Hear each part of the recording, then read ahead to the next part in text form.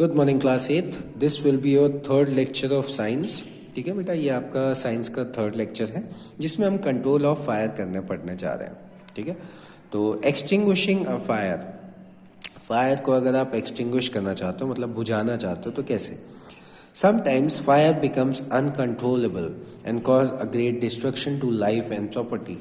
तो कभी कभार भैया फायर मतलब बहुत ज़्यादा खतरनाक हो जाती है, उसको आप कंट्रोल नहीं कर पाते हो, है ना, और इससे बहुत सारा नुकसान होता है। मतलब लोग जल जाते हैं, सामान जल जाता है, सब कुछ जलने लगता है। ठीक है, तो every city has a fire station equipped with fire fighting equipment. तो हर एक सिटी में आपका एक फायर स्टेशन बनाया गया है जो कि आपके फायर फाइटिंग इक्विपमेंट से लदा हुआ है। ठीक है, the fire fighters use water and fire extinguishers to extinguish fire. Fire fighter क्या करते हैं, हमें वाटर और फायर एक्सटिंग्विशर्स की हेल्प से फायर को बुझाते हैं। ठीक है, तो ये बात आपको समझ में आई। फिर है रिमूव द कंबस्टिबल मटेरियल, या फिर एक minute, you have studied the condition necessary for combustion of a fuel, if any of those conditions are not met the fire would extinguish. तो अभी हमने ये पढ़ा था कि भैया फायर जलाने के लिए हमें कुछ चीजें चाहिए, है ना। तो अगर हम वो कुछ चीजें जो कि फायर जलाने के लिए चाहिए, अगर हम उन्हें हटा दें तो फायर अपने आप बुझ जाएगी। तो वही चीज ये बोल रहे हैं कि वो क्या क्या चीजें थी, जैसे रिमूव दी कंबस्टिबल मटेरियल। तो फायर जलाने के लिए हमें कंबस्टिबल मटेरियल चाहिए। अब बुझाने के लिए अगर हम कंबस्टिबल मटेरियल को हटा दें तो हमारी फायर बुझ जाएगी। यही चीज बोल रहे हैं। दिस में practically not be possible if the combustible material is already burning.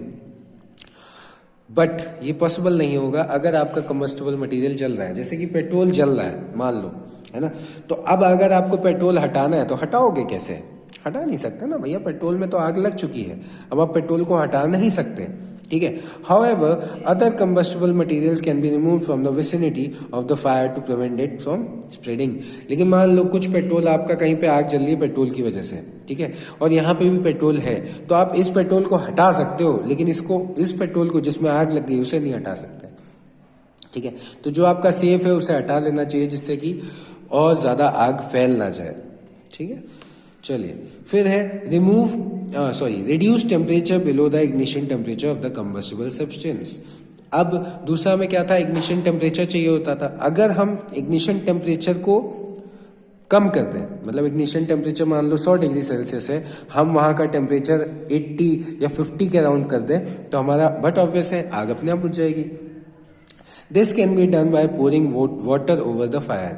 ये हम कर सकते हैं पानी डाल के, ठीक है, आग के ऊपर पानी डाल के। However pouring water is not recommended in certain types of fire.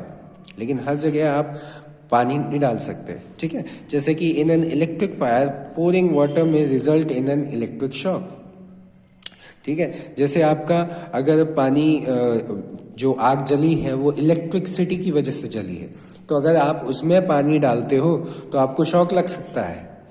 ठीक है, तो इसलिए ऐसी जगह पे पानी नहीं डालते। In fires involving hydrocarbon fuels such as petrol, diesel or kerosene, the fire may actually spread if more water is poured। ठीक है, तो अगर ये आपके फ्यूल्स की वजह से लगी है, जैसे डीजल या पेट्रोल या केरोसिन की वजह से आग जल रही है, तो उसमें अगर आप पानी डालोगे तो वो फायर स्प्रेड और करेगी, बुझेगी तो नहीं, ऊपर से स्प्रेड करेगी। ठीक है, these fuels are lighter than water and hence would float on water and spread. ठीक है, तो क्योंकि ये भैया पानी से हल्के होते हैं तो ये पानी के ऊपर आ जाते हैं। अब पानी के ऊपर आ जाएंगे तो पानी के ऊपर जलने लगेंगे, तो होगा क्या, पानी तो बहता है तो पानी के साथ आग भी बहेगी, है ना। तो उस तरीके से ये डेंजरस हो जाता है। ठीक है, उसके बाद है कट ऑफ एयर सप्लाई। तो या तो हम फिर क्या कर सकते हैं, एयर सप्लाई को कम कर सकते हैं। तो एयर सप्लाई कैसे कम करेंगे? This can be done by pouring sand और वाटर ओवर द फायर। तो भैया हम मिट्टी डाल के एयर सप्लाई को कट कर सकते हैं। Sand covers the combustible substance and cut off the air supply. Water evaporates on heating and water vapour surrounds the combustible substance and cuts of the supply of air. ठीक है, तो ये दोनों तरीके से आप या तो मिट्टी डाल के या पानी डाल के भी एयर सप्लाई को कट कर सकते हो। Air supply can also be cut off by directing carbon dioxide gas और from a fire extinguisher to the fire. तो या तो कार्बन डाइऑक्साइड या फोम डाल के भी आप एयर की सप्लाई को कट कर सकते हो। This is the best method for extinguishing electrical and petrol fires. ठीक है। तो कार्बन डाइऑक्साइड डाल के या फिर फोम डाल के हम अपनी इलेक्ट्रिकल या फिर आपकी ये जो पेट्रोल फायर्स है उनको बड़ी आसानी से बुझा सकते हैं, ठीक है। फिर है फायर एक्सटिंग्विशर। तो फायर एक्सटिंग्विशर होता क्या है बेटा, है ना। तो the red colour cylinders used as fire extinguishers either have carbon dioxide stored under high pressure और have stored chemicals that react to release carbon dioxide gas, ठीक है। तो जो हमारे रेड कलर के जो सिलेंडर्स होते हैं जिनको हम फायर एक्सटिंग्विशर्स बोलते हैं, या तो उनमें हाई प्रेशर्ड कार्बन डाइऑक्साइड होती है या फिर उनमें कुछ केमिकल्स होते हैं जो कि रिएक्ट करके, जैसे एयर की रिएक्शन में आएंगे, वो तुरंत कार्बन डाइऑक्साइड बना लेंगे, है ना। तो ये कुछ आपका फायर एक्सटिंग्विशर का तरीका होता है, ठीक। अब the following 3 types of fire extinguishers are commonly used. हम ये 3 तरीके के फायर एक्सटिंग्विशर्स को जनरली यूज करते हैं, बट इसके बारे में बेटा हम लोग नेक्स्ट लेक्चर में पढ़ेंगे। Thank you class.